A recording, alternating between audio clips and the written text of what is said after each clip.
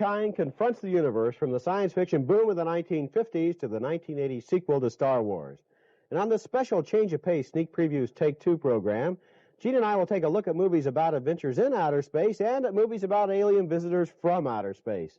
And across the aisle from me is Gene Siskel, film critic of the Chicago Tribune. And this is Roger Ebert, film critic of the Chicago Sun-Times. We're calling this special show Invasion of the Outer Space Movies, but maybe a more accurate title would be the Re-Invasion of the Outer Space Movies, because we had a similar invasion about 25 years ago. We'll be talking then about the differences between the space films we got in the 50s and again in the 70s. And we'll show you scenes from such golden oldies as Destination Moon and The Day the Earth Stood Still, along with such 70s space pictures as Star Wars, Close Encounters of the Third Kind, Alien, and Star Trek. But now Roger takes us back to the 50s. You know, the big difference between the science fiction movies of the 50s and the 70s was in the sophistication of their special effects. The 50s movies, with a few notable exceptions, were pretty crude. You could almost see the Scotch tape on those cardboard flying saucers, and the monsters from outer space looked suspiciously like huge close-ups of ants and grasshoppers or stuntmen dressed up in funny suits. So you have to give credit to the special effects pioneers who did attempt to give their movies a look of authenticity. And one of the first and best was George Pal, whose Academy Award-winning Destination Moon was made in 1950. Destination Moon was advertised as a semi-documentary, a serious attempt to speculate on what the moon might actually look like to the first visitors from Earth. And in this scene, the Destination Moon astronauts described the moonscape for their friends on Earth. You have to give Destination Moon credit there for coming up with some amazingly accurate guesses about what the landing on the moon would actually look like. And Destination Moon was the best of the 1950s movies that tried to speculate about traveling through space. And that takes care of one of the basic kinds of science fiction movies when we go out to outer space. The other kind, of course, is when outer space and its creatures come to us. And when it comes to visitors from outer space, one of the most effective films of the 50s was The Day the Earth Stood Still, which is about the day a flying saucer lands in Washington, D.C. The most famous scene in The Day the Earth Stood Still is certainly when a visitor from another planet, played by Michael Rennie, comes out of his flying saucer to bring a message of peace to the people of Earth. This space visitor, however, is not met with open arms, but with drawn guns. An obvious message there. Not everything foreign is necessarily bad. But that's the attitude that most of the 1950s science fiction movies did have. The space invaders of the 50s were almost always assumed to be hostile.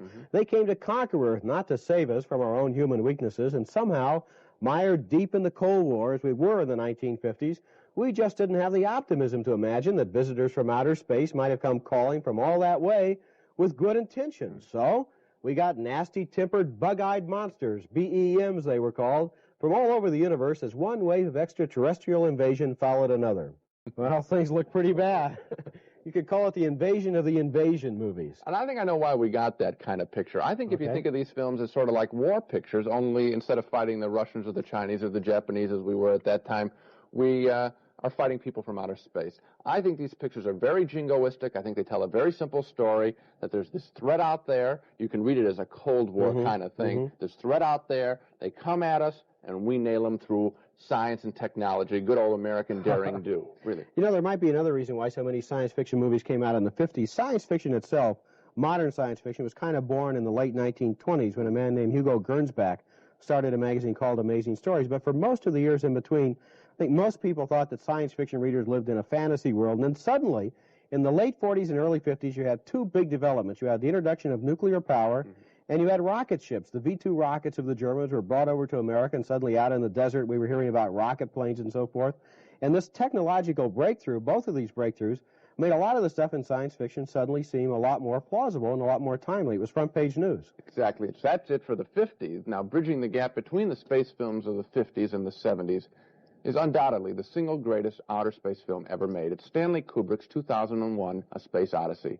He made it between 1966 and 1968 for $10 million, the most money ever spent then on a science fiction film, at least up to that time.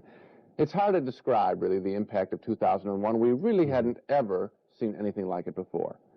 The story took us back to the dawn of man, with apes, our predecessors, discovering how to use primitive tools, all the way up to the year 2001, with man using more sophisticated tools, spaceships, to try and unlock the mysteries of the universe.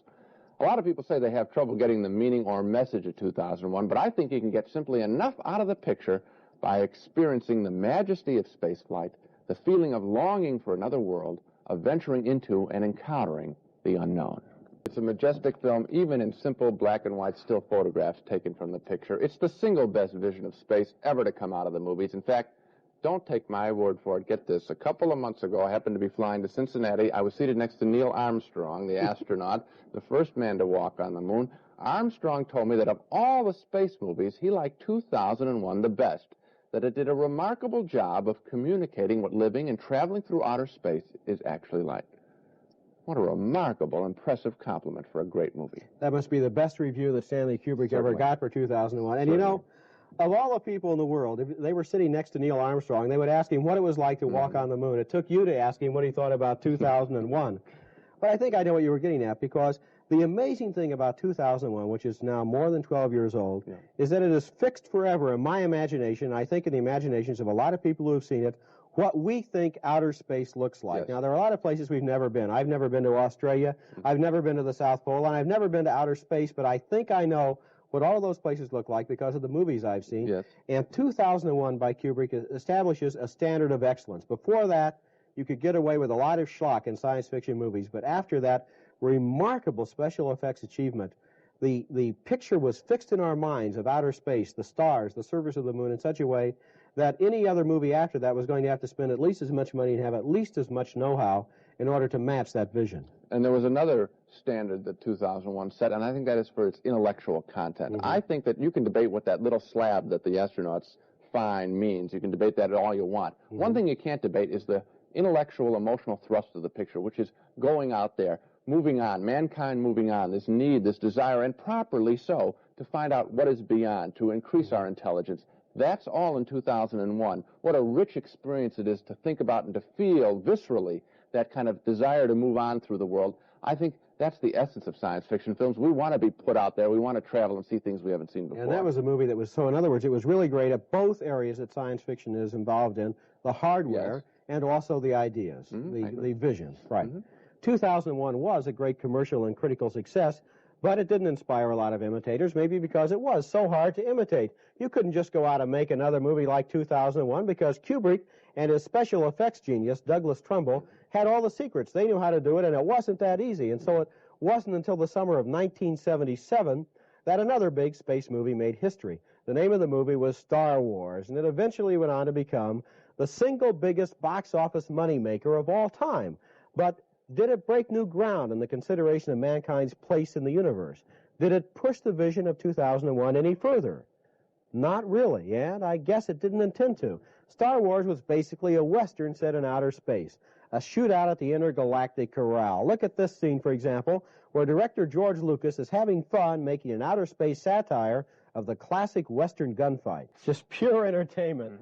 The whole movie was like that, nonstop thrills and action from beginning to end. And the reason Star Wars was such a huge success was that it was great visual entertainment. It never stopped. Yeah, I think of it as a pinball game for the eyes. It's just like those things where you just shoot and put your quarter. Well, you know, what we were just looking at there with Mark Hamill with the gun, it was like that new quarter game. Space Invaders. Space Invaders, the video game. Real popular game. Well, only 6 months after Star Wars, we got Close Encounters of the Third Kind, a more classic this time, more classic, speculative, thoughtful science fiction film. You remember earlier in the show, we took a look at that scene from The Day the Earth Stood Still, where the soldiers shot that friendly visitor from outer space. Well, 26 years later, 1977, Steven Spielberg makes a film that takes a much more positive view of humanity. The movie Close Encounters of the Third Kind, a title that refers to direct communication between human and alien beings. At the end of Close Encounters, a team of scientists led by Francois Truffaut greet the aliens not with guns, but with computers and advanced communications equipment. The scientists try talking to 3 spaceships using sign language and a series of musical notes. And when the spaceships respond with a burst of lights and music, it's a touching, hopeful moment as man begins to communicate with superiors from another world. It's such a hopeful film. You want to believe that's the way it will happen and hopefully happen in our lifetime. Close Encounters is really not so much, I think, a outer space movie as it is a fairy tale for adults. You know, 1977 was really a good year for science fiction because in Star Wars you had the hardware, you had the sharp-edged outer space type effects, the spaceships and so forth, the laser beams. And then in Close Encounters you had that other aspect we were talking about, the realm of ideas, in which the feeling of actually having contact with an intelligence from another civilization was really touched on very memorably. And doing it with warmth and openness. It's a beautiful moment in the movies, unquestionably. But then after those two films in '77, things did not necessarily go on to get any better. Last year, for example, we got a whole lot of strictly routine science fiction movies that looked fancy and had big budgets, but that really didn't have any more imagination than the old tried-and-true space operas of the 1950s. One of them was Alien, which was basically just an intergalactic haunted house thriller set inside a spaceship. Early in the film, though, there was one scene with real imagination as the space travelers from Earth explored an alien planet. You know, we heard so much about the special effects that Walt Disney put into the black hole, and if you look at that, the black hole, which you can see moving, which I think is doesn't go along with any law of physics I've ever heard about, it looks like an intergalactic bathtub drain. Junk. And all three of those movies are real disappointments coming after Star Wars and Close Encounters and coming after the landmark film of 2001. And it seems to me that those three films, 2001, Close Encounters, and Star Wars, have really changed the rules of the game, because before that and back in the 50s, you could have movies that were essentially schlock, and you could go to them and you could enjoy them, and even now we enjoy them on creature features on The Late Show. But now it seems to me the ante has been upped, and you've got to have a movie that gives you a great deal more, both in special effects and in imagination, or we're just going to be disappointed as we were by last year's crop of science fiction. You talk about those films in that cheap bathtub in the sky.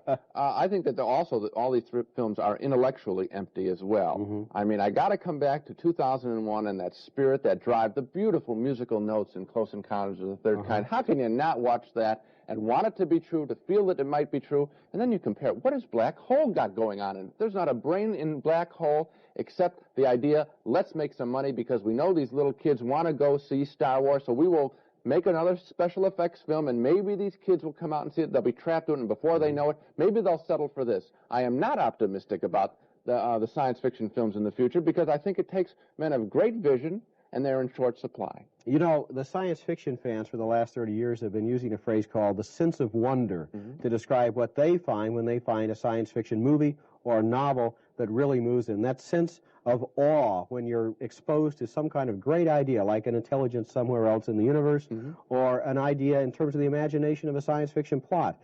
2001 had it. Star Wars, in its own corny, silly way, had it. Close Encounters certainly had it. And unless we have that sense of wonder, it doesn't really matter, I guess, how many other kinds of special effects you throw into the fray. But before we end this program, we do want to show you, and this will be fun, the very first outer space movie ever made. It's called A Trip to the Moon, and it was made in 1902, the work of a French filmmaker named Georges Méliès, who with real imagination fired his bullet-shaped spaceship from a huge cannon as a bevy of bathing beauties helped out.